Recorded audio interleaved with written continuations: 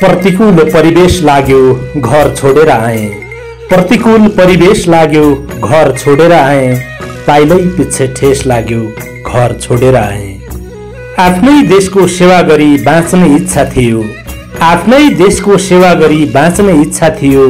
मेरै भागमा विदेश लाग्यो घर छोडेर आए। प्रतिकूल परिवेश लाग्यो घर छोडेर आए। पाइलै पिच्छे ठेस लाग्यो घर छोडेर आए।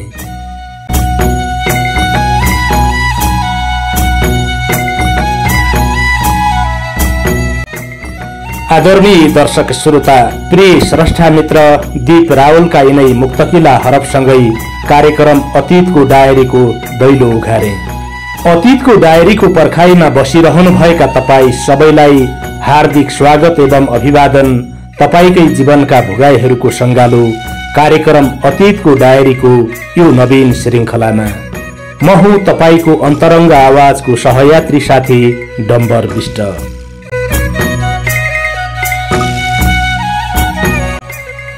कहीं घाम कहीं छाया, कहीं प्रेम कहीं घृणा, कहीं उकालो कहीं ओह्रालो, कहीं प्रगति कहीं दुर्गति त कहीं हाँसो कहीं आँसु मानिसको जिन्दगीको रीत हो। कार्यक्रम अतीतको डायरीमा हामी कहिले काहीँ जिम्मेवारीको भारी बोक्दा बोक्दै थकित हटारूको कथा बोकेर आउँछौँ त कहिले काहीँ अप्रत्याशित सफलताले मानिसको जीवनमा भरेको उल्लासको रंग बोकेर आउँछौँ। अतीतको डायरीमा कहिले युद्ध जितेर फर्किएका सिपाहीको गौरव गाथा गुन्जिन्छ त कहिले पराजयको नियमित श्रृङ्खलाले दिएको नमिठो चोटमा दुखेर रोएको कथा पोखिन्छ।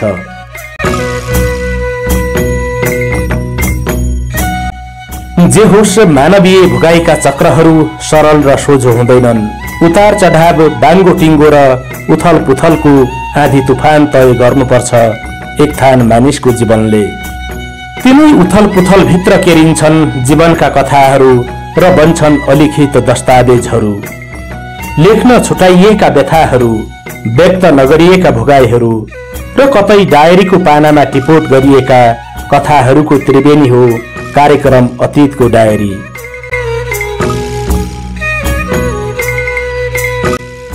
तपाईले छोडेका गाउँ बेसी र देउरालीका यादहरू, आफ्ना प्रियजनसँगका मिलन र बिछोडका कथाहरू, आम मानिसले झेल्दै आएका आटो पिठोका व्यथाहरू र एउटा जिन्दगीले तय गर्ने निकै लामो यात्राका सुखद र दुखद अनुभूतिहरूको संग्रह पनि हो कार्यक्रम अतीतको डायरी। सुनसान एक्लो रातमा तपाईको भरपर्दो साथी बनेर आउने अतीतको डायरीलाई तपाईको मायाको खाँचो छ।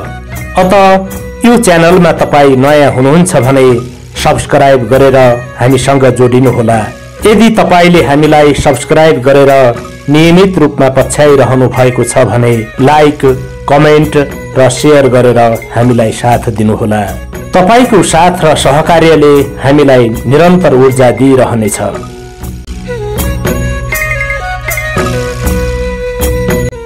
उसो त अतीतको डायरीमा सधैँ मिलन बिछोड, सुख दुःख, हाँसो आँसु, सफलता वा असफलताका कथा व्यथा मात्र पोखिँदैनन्। बरु कहिले काहीँ अतीतको डायरीमा यी सबै मानवीय भावना र संवेगहरूबाट अलि पर पुगेर सपना र संकल्पहरू हिमाल बनेर उठिदिन्छन्। कति दुःखका मात्र कुरा गर्नु, कति आँसुका कुरा गर्नु। आउनुहोस्, आज हामी केही याद, केही सपना र केही संकल्पका कुरा गरौं। आज हामीलाई रुकुम पश्चिमको बाँफीकोट गाउँपालिका वडा नम्बर 3 डार्ने घर भई हाल संयुक्त राज्य अमेरिकाको टेक्सास स्थित क्लिन सिटीमा रहनुहुने, हामीलाई नियमित रूपमा हेर्दै सुन्दै आउनुभएका प्रिय मित्र राकेश देवकोटाले पठाउनु भएको गाउँघरका यादहरू, एउटा सपना र संकल्पको कथा प्राप्त भएको छ। कथाहरू सुन्दै गर्दा अधकल्चो सुनियो भने नुन बिनाको तरकारी जस्तै खल्लो हुन्छ। त्यसकारण कृपया यो एपिसोडलाई अन्त्यसम्म हेर्नुहोला, सुन्नुहोला।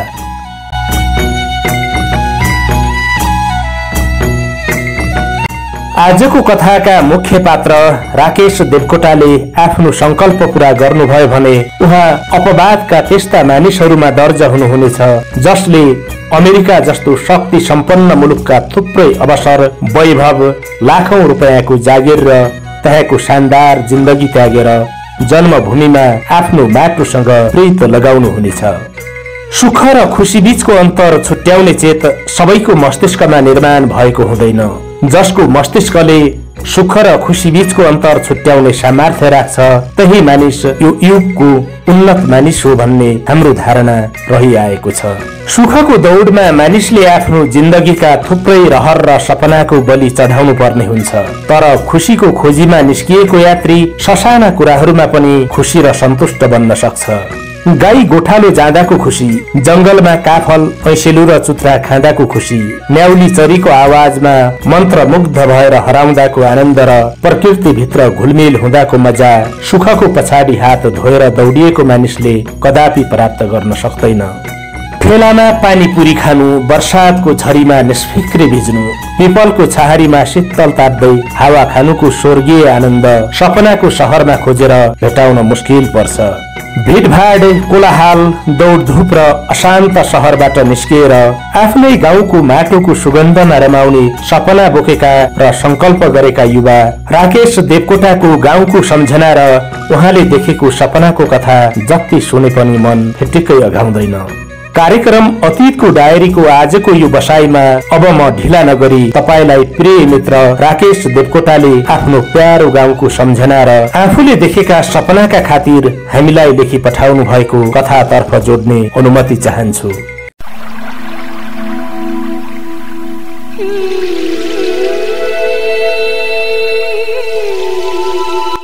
लाग्दछ मलाई रमाइलो मेरै पाखा पखेरो, हिमाल चुली मुन्तिर पानी भर्ने पँधेरो।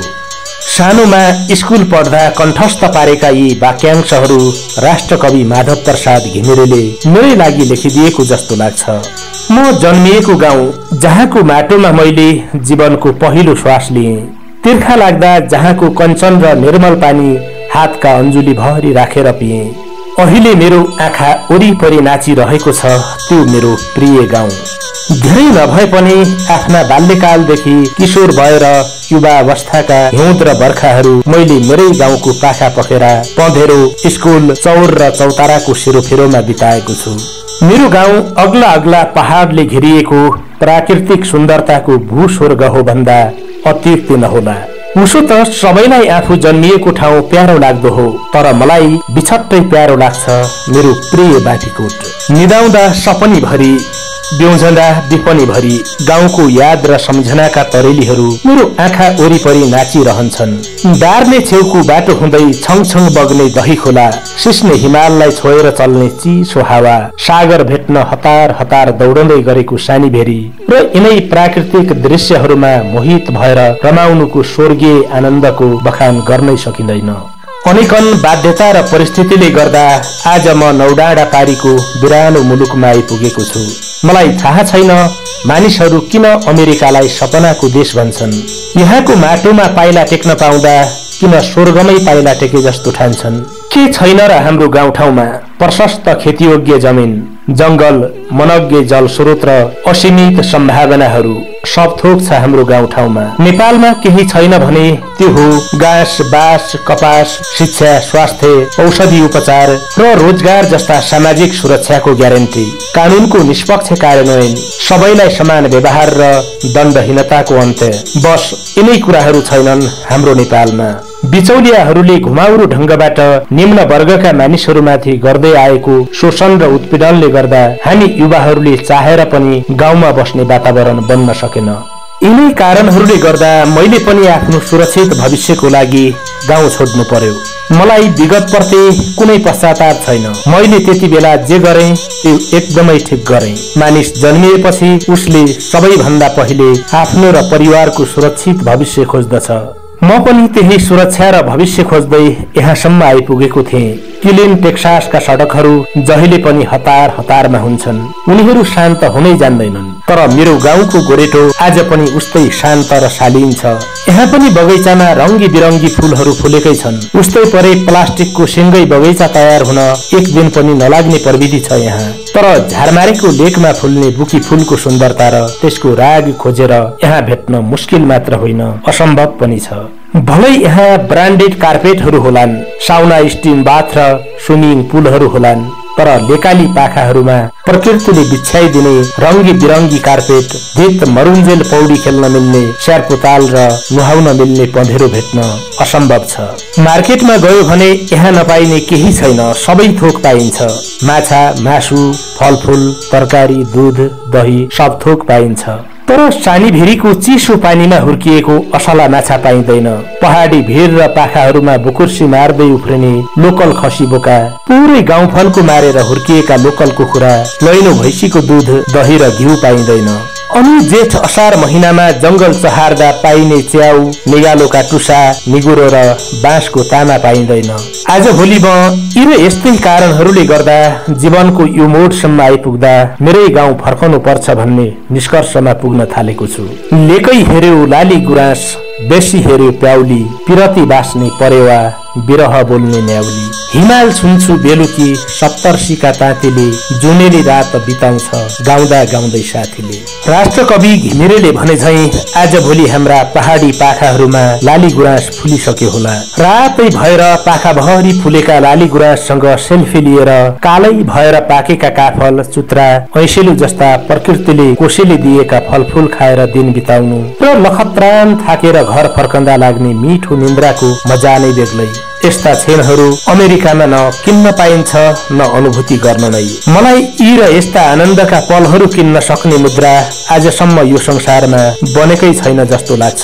पहेँलै भएर जंगल भरि फुल्ने प्याउली, घुर घुर गर्दै पिरती गाँस्ने परेवा जोडी र न्याहो न्याहो गर्दै पहाडी पाखामा बिरह पोख्ने न्याउली चरीको आवाज सुन्दा र मन बहलाउँदाको क्षणलाई वर्णन गर्ने शब्दहरू शब्दकोशमै भेट्न मुस्किल पर्छ। गाउँ घरमा हुल बाँधेर गरिने मेलापातको रमाइलो, बिहेवारी पूजा आजाको रमाइलो, मेला पर्व र उत्सवका क्षणहरूमा गाइने ठाडी भाका र दोहोरी सुन्न यहाँ अर्को जुनी कुर्नु पर्छ।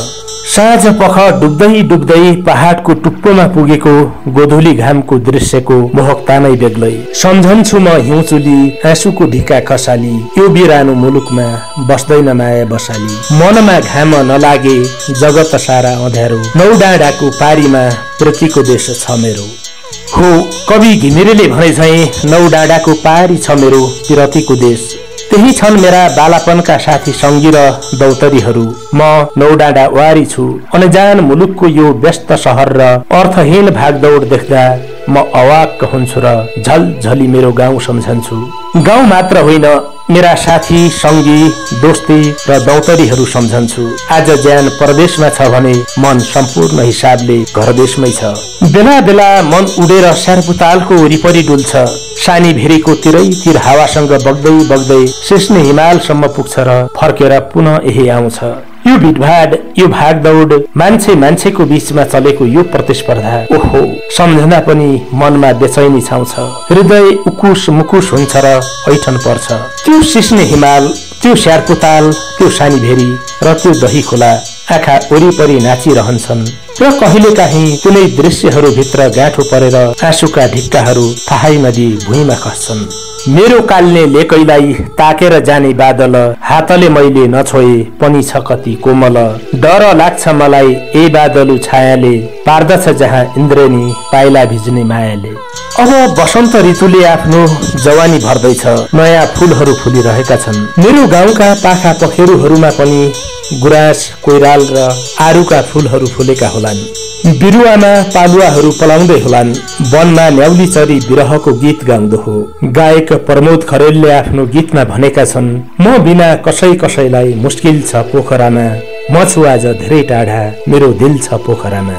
यो गीतले मेरो नियतिसँग ठ्याक्कै मेल खान्छ। मलाई माया गर्ने मान्छेहरू सात समुद्र पारीको बस्तीमा छन्।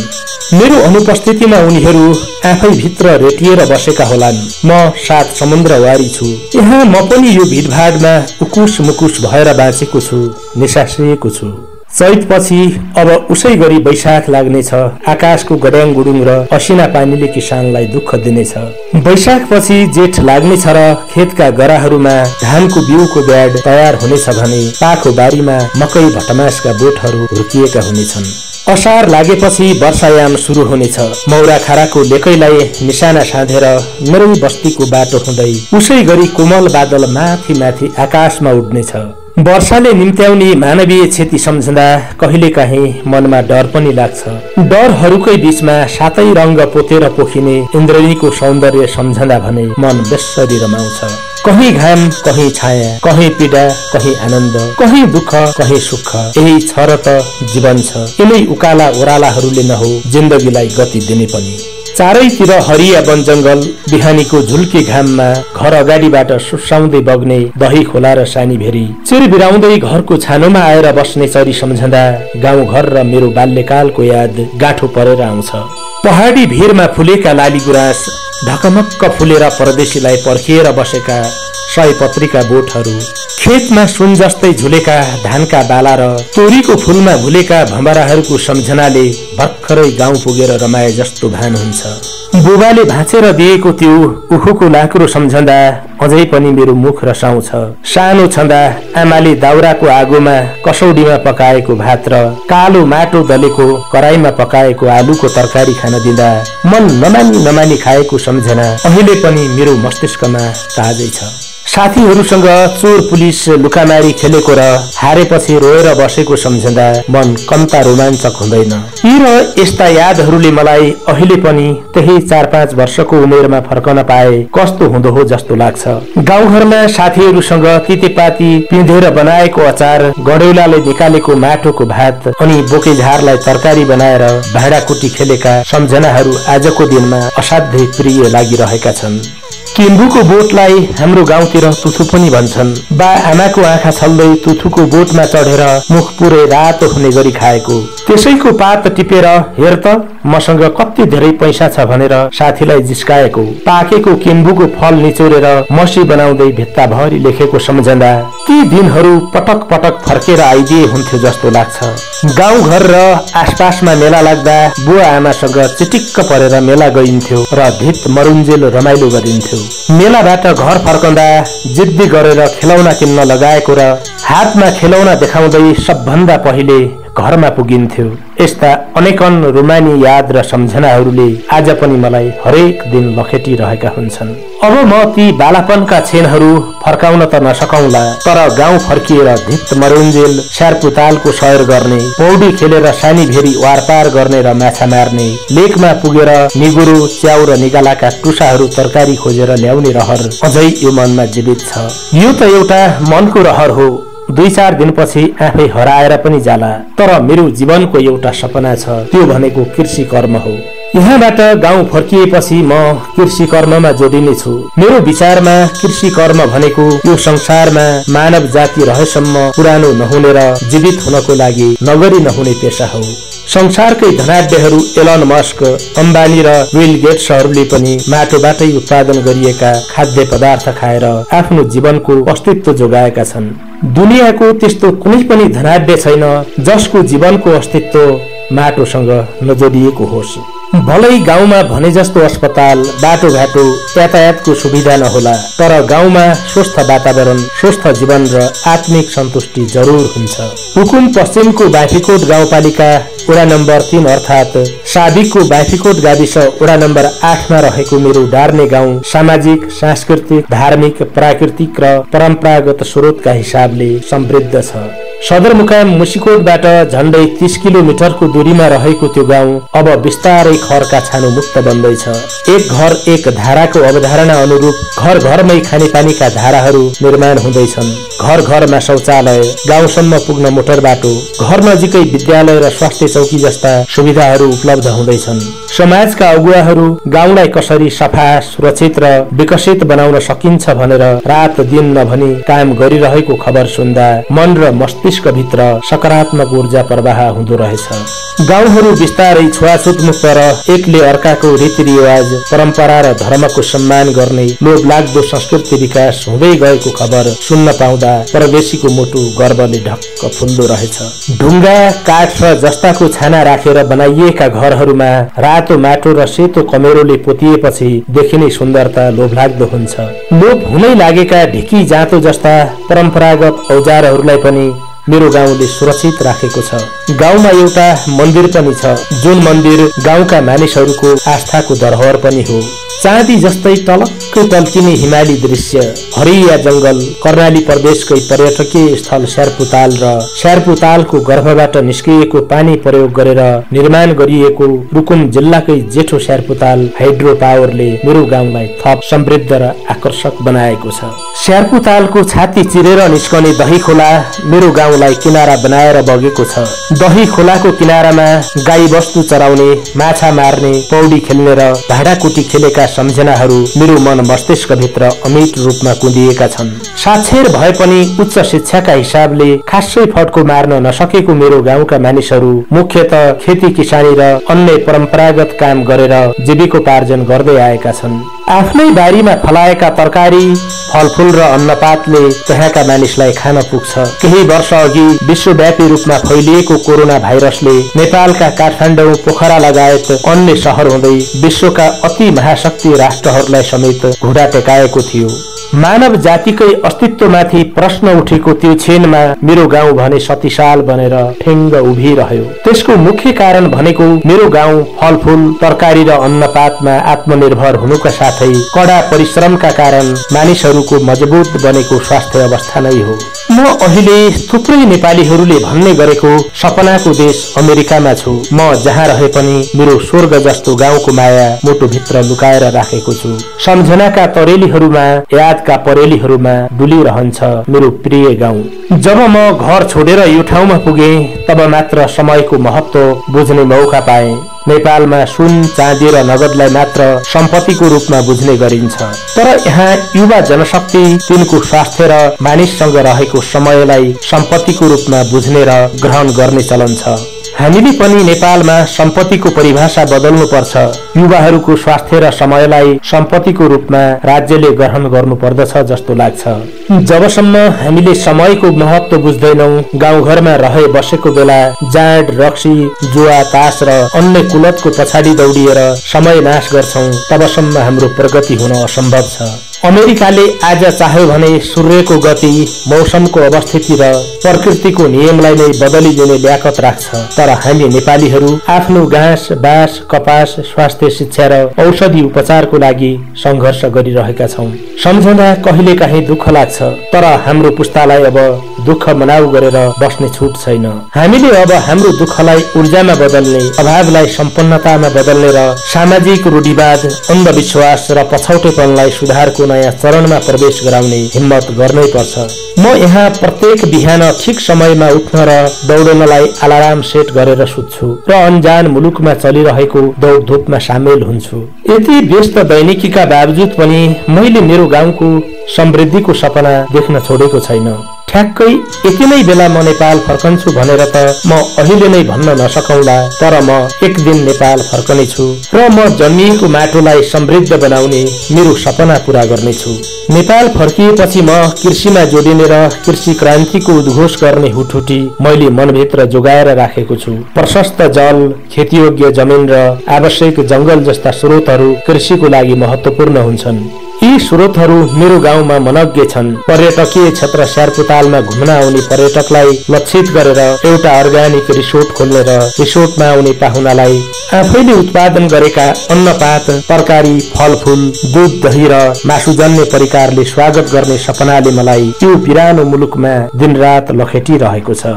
मेरो कृषि फार्ममा माछा, हाँस, लोकल कडकनाथ कुखुरा, कालिज र स्थानीय खरी जातिका बाख्रा पालिने छन्। तिनकै प्राङ्गारिक मलको प्रयोगबाट उत्पादित तरकारी र अन्नको खान्कीका साथमा अतिथिको स्वागत गर्ने भूत मेरो मनमा सवार भएको छ। अमेरिकाको लाखौं रुपैयाँको जागिर र लग्जरी जीवनशैली त्यागेर नेपाल फर्किएर गरिने यो पेसाबाट मैले पैसा कमाउन पनि सक्छु, नकमाउन पनि सक्छु, त्यसको कुनै ग्यारेन्टी छैन, तर आत्मसन्तुष्टि र खुशी भने मैले जरुर प्राप्त गर्नेछु। संसारको सबैभन्दा शक्तिशाली देश, सबैभन्दा बढी सामाजिक सुरक्षा भएको देश, शरमलाई सम्मान गर्ने संस्कृति भएको देश, सभ्य मानिसहरू बस्ने देश, सम्मान लिन र दिन जान्ने देश। यस्तै दर्जनौं उपमाहरू मेरा आँखा भरि सलबलाइरहेका बखत जब म टेक्सासका सडक, चोक र पार्कहरूमा ह्याट लगाएका अमेरिकी नागरिकहरू देख्छु, हाफ प्यान्ट र ह्याटमा सजिएका गोरा काला र गहुँ गोरा वर्णका मानिसहरू टेक्सासका सडक चोक र पार्कहरूमा आफ्नै लयमा सुस्त सुस्त बगिरहेको बखत मेरो आँखाभरि 4 जात 36 वर्णको फुलबारी ठानिने नेपालका विभिन्न जात जातिका आफ्नै पोसाकहरू सजिन थाल्छन्। जीवनको उत्तरार्धमा पनि असाध्य मेहनत गरेर आत्मनिर्भर बनेका वृद्धहरू, समान अस्तित्वमा बाँचेका महिला र पुरुषहरू, चखेवाको जोडी झैं जीवनको उडान भर्न लागेका नौजवानहरू र पार्कमा लगाइएका रंगी बिरंगी फूलहरू र तिनको फूलहरू प्रतिको मोह देख्दा मनमनै उनीहरूलाई सलाम गर्छु। आहा, कति सुन्दर छौ तिमीहरू, भित्रबाट पनि र बाहिरबाट पनि। म प्रेरित हुन्छु उनीहरूबाट र सुटकेसमा सजाएर राखेको ढाका टोपी झिकेर सुमसुम्याउँछु र जतन साथ लगाएर मन मनै दङ्ग पर्छु। यही देशले सिकाएको छ मलाई अभिरुचिपूर्वक काममा मन लगाउन, सेकेन्डको महत्व बुझ्न। केही सेकेन्डको अन्तरले म काममा पुग्न नसक्दा, केही मिनेटको अन्तरले म ओछ्यानबाट उठ्दा मलाई अनुभूति भएको छ समय कसरी चिन्न सक्नुपर्छ भन्ने कुरा। बुद्धको देशमा म जन्मिए पनि शान्ति के हो भन्ने कुराको अनुभूति मैले अमेरिका आएर नै गरेँ, जहाँ रात बिरात निर्धक्क हिँड्न सकिन्छ, जताततै झलल, के दिन के रात सबै एकनाश। यहाँका मानिसहरू खासै होहल्ला र कोलाहल मन पराउँदैनन्, काममा लागि पर्दा गफ गरेको रुचाउँदैनन्, बिना कारण अरूलाई बाधा पुर्याउँदैनन्, गफ गरेर समय फेर पनि फाल्दैनन्, मिनेटको सदुपयोग गर्छन्। सायद यिनै कारणहरूले होला अमेरिका विश्वकै समृद्ध राष्ट्र बन्न सफल भएको। बगैँचाका सुन्दर फूलहरूले मेरो देशको पाखोभरि फुल्ने लाली गुराँसलाई सम्झाए पनि आन्तरिक पर्यटनको विकासमा समेत मेरो देशले फड्को मार्न नसकेको दुखेसो मनमा चस्स बिज्दा आँखा नरसाउने कहाँ हो र। एकान्तमा भक्कानो फुटाएर मन गाँठो पारेर क्वाँ क्वाँ रुन मन लाग्छ। जब म देशको राजधानी काठमाडौँको सडकमा परेका खाल्डाखुल्डी र धुवाँ धुलोले संसारकै प्रदूषित शहरहरूको सूचीमा काठमाडौँ पनि परेको खबर सुन्छु, मन त्यसै खिन्न भइदिन्छ र मलाई मेरो गाउँको यादले बेसरी चिमोट्छ। एउटा नागरिकको त यसरी मन दुख्छ भने देश बनाउँछु भन्ने नेताहरूको मन दुख्छ कि दुख्दैन होला, म टोलाउन पुग्छु।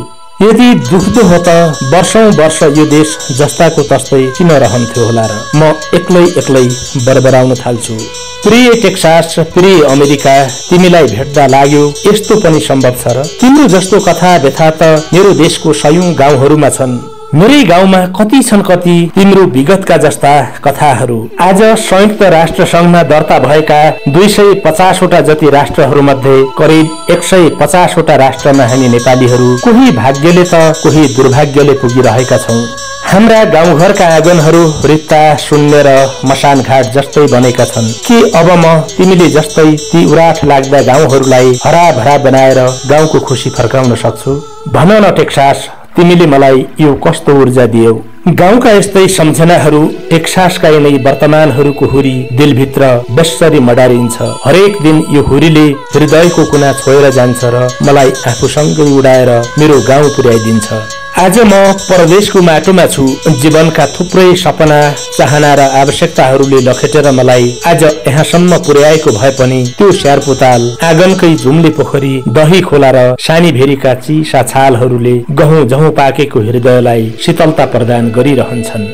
हिमाली भिरमा फुलेको त्यो सुनाखरी, अत्तारे भिरमा फुलेको विरथ र लेकाली शिरमा जवानी पोख्दै गरेको बुकी पाटन सम्झँदा मन त्यसै अमिलो भएर आउँछ। जस्तो मेरो देशको हालत छ उस्तै छ मेरो नियति पनि। लथालिङ्ग भद्रगोल माटो प्रतिको शोभक्ति छाती भित्र सजाएर बिरानो मुलुकमा पसिना पोख्नुको व्यवस्था कसले पो बुझिदिन सक्छ र।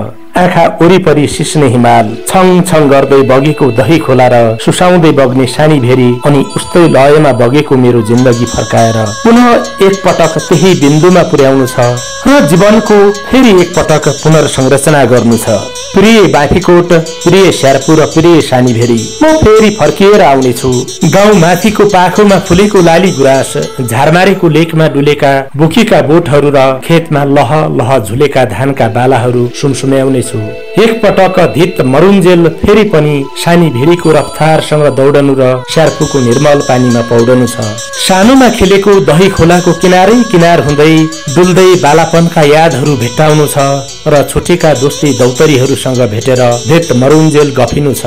दही खोलाको किनारमा खेलिएको मोजाको बलका अवशेषहरू खोज्नु छ र च्यातिएको भलिबलको खोलभित्र ब्लाडर राखेर खेलिने बलका टुक्राहरू खोजेर विगतका पलहरू सम्झनु छ। प्रिय डार्ने, प्रिय बाफीकोट, म आउने छु, तिमी पर्खिएर बस्नु। म आउँदा तिमी पाखाभरि लाली गुराँस फुलाएर बस्नु। म अञ्जुलीमा माटो प्रतिको स्वभक्ति बोकेर आउनेछु र प्यारले तिमीलाई अंगालो हाल्नेछु।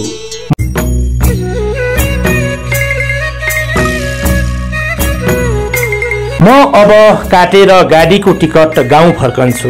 म अब काटेर गाडीको टिकट गाउँ फर्कन्छु। जन्मभूमिलाई नभनी विकट गाउँ फर्कन्छु। बुढा बा आमालाई आश्रममा राख्छन् शहरमा। बुढा बा आमालाई आश्रममा राख्छन् शहरमा। बस्छु बरु बा आमाकै निकट गाउँ फर्कन्छु। म अब काटेर गाडीको टिकट गाउँ फर्कन्छु। जन्मभूमिलाई नभनी विकट गाउँ फर्कन्छु।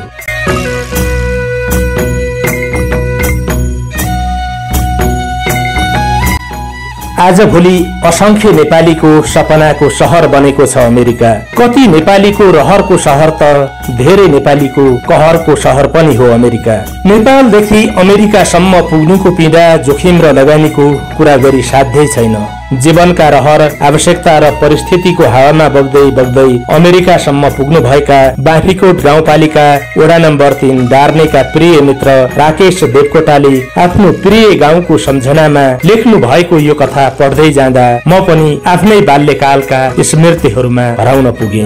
साँच्चै कति सुन्दर र प्यारो हुन्छ बालापन। गोठालो जाँदा गोरु जुधाएको, साथै सँगीसँग अनेक थरीका खेलहरू खेल्दै भुलेको र त्यही मेसोमा बाख्राले छिमेकीको बाली नाली खाइदिएपछि घरमा बाआमाको गाली सुन्नु परेको, सल्लाहको रुखबाट झरेका पतिङ्गर जम्मा पारेर चिप्लेटी खेल्दा खेल्दै मनमिल्ने साथीलाई चोट लागेपछि आफूलाई पनि बेसरी नरमाइलो लागेको, स्कुल जाँदा साथीहरू मिलेर चौफारी अर्थात चौतारी बनाएको र त्यही चौफारीको नजिकै घरबाट लिएको मकै भटमास लुकाएर घर फर्कने बेलामा साथीहरू मिलेर बाँडचुट गरेर खाएको।